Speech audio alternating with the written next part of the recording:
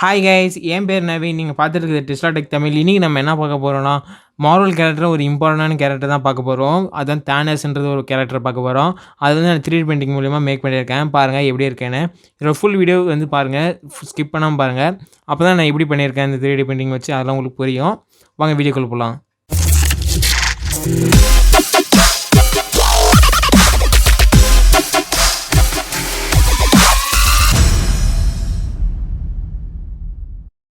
Friends, இப்போ வந்து Thanos வந்து பிரிண்ட் ஆக ஸ்டார்ட் ஆகிடுச்சு. பாருங்கள் எப்படி பிரிண்ட் ஆகிட்டு இருக்கேன்னு. நீங்கள் இப்போ தான் நம்மளோட சேனலுக்கு ஃபஸ்ட் டைம் வரீங்கன்னா கீழே ரெட் கலர் சப்ஸ்கிரைப் பண்ண இருக்குது பார்த்தீங்களா, அதை கிளிக் பண்ணி சப்ஸ்கிரைப் பண்ணி வச்சுக்கோங்க. அப்போ தான் நான் போடக்கூடிய வீடியோலாம் உங்களுக்கு வந்து ஷோ ஆகும். பக்கத்தில் பெல் பட்டன் ஒன்று இருக்குது பார்த்தீங்களா, அதுவும் கிளிக் பண்ணி ஆல் வச்சுக்கோங்க. அப்போ தான் நான் போடுற உடனே உங்களுக்கு வந்து நோட்டிஃபிகேஷனில் வந்து ஷோ ஆகும். ஸோ சப்ஸ்கிரைப் பண்ணி வச்சுக்கோங்க ஃப்ரெண்ட்ஸ்.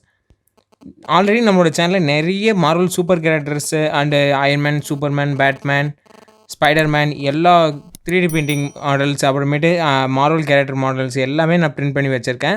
போய் நம்ம சேனலை மறக்காமல் விசிட் பண்ணி பாருங்கள். தானஸ் வந்து இப்போ தான் பிரிண்ட் பண்ணிகிட்டே இருக்குது. இன்னும் வந்து ஸ்லோவாக தான் பிரிண்ட் ஆகும். இது வந்து இன்னும் 6 ஹவர்ஸ்க்கு டைம் எடுத்துகிட்டு அதுக்கப்புறம் தான் கம்ப்ளீட்டே ஆகும்.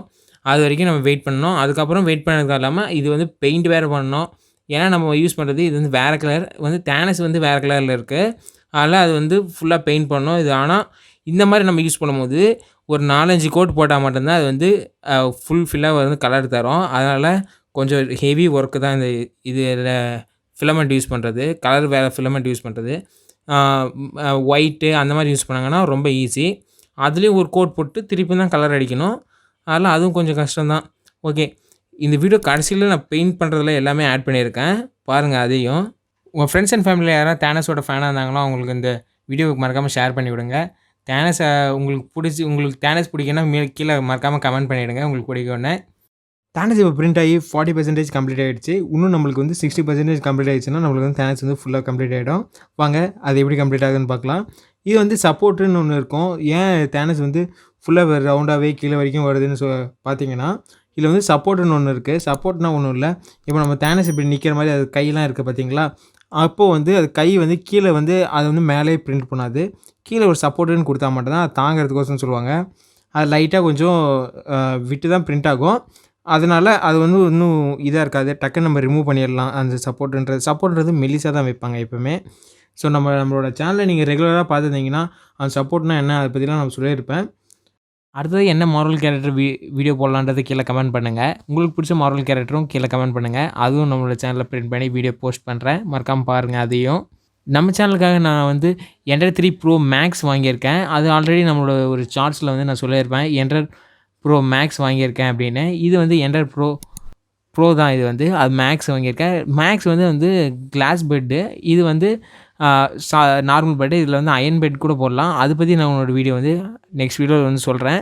நம்மளோட தானஸ் வந்து இப்போ வந்து கம்ப்ளீட் ஆக போகுது. பாருங்கள் எப்படி கம்ப்ளீட் ஆகிடுச்சுன்னு. இதுக்கப்புறம் அந்த கீழே இருக்கிற சப்போர்ட்லாம் வந்து நம்ம க்ளீன் பண்ணிவிட்டு அப்புறம் நம்ம வந்து பெயிண்ட் பண்ண ஸ்டார்ட் பண்ணிட வேண்டியது தான்.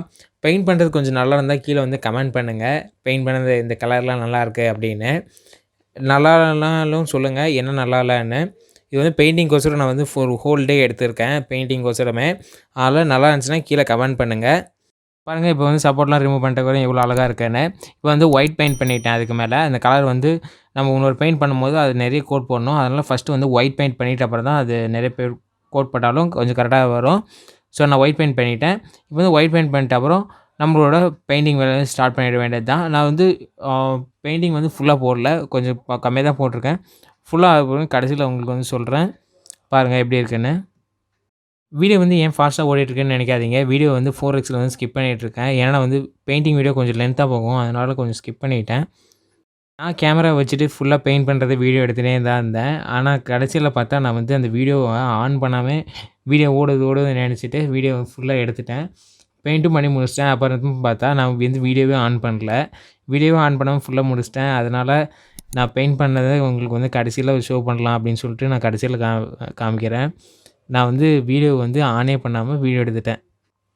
நம்மளுடைய பெயிண்டிங் வந்து ஃபுல்லாக பெயிண்ட் பண்ணி கம்ப்ளீட் ஆகிடுச்சு. பாருங்கள் இப்போ வந்து தானஸ் எப்படி அவ்வளோ அழகாக இருக்குன்னு பாருங்கள். அந்த கையில் பாருங்கள் அந்த குட்டி அந்த ஸ்டோன்ஸ்லாம் இருக்கும்ல, அதெல்லாம் அந்த கையில் பாருங்கள் எப்படி இருக்குன்னு.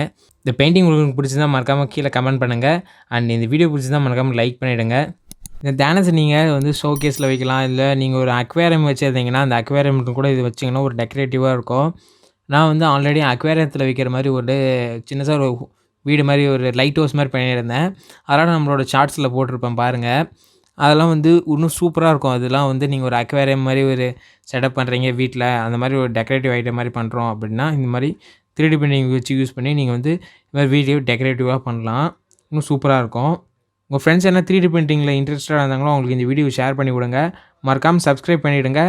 இந்த வீடியோ பிடிச்சா மறக்காமல் லைக் பட்டன் கிளிக் பண்ணி லைக் பண்ணிவிடுங்க. உங்களுக்கு ஏதாவது டவுட் இருந்தால் கீழே கமெண்ட் செக்ஷனில் போய்ட்டு கமெண்ட் பண்ணிவிடுங்க. நீங்கள் நம்மளுடைய இன்ஸ்டாகிராம் பேஜை ஃபாலோ பண்ணலாம். டெஸ்லா டெக் தமிழ் 7ன்னு சர்ச் பண்ணி ஃபாலோ பண்ணிக்கோங்க. கீழே டிஸ்கிரிப்ஷனில் லிங்க் தந்திருக்கேன். அந்த லிங்க் கிளிக் பண்ணி கூட நீங்கள் ஃபாலோ பண்ணிக்கலாம். தேங்க்ஸ் ஃபார் வாட்சிங்.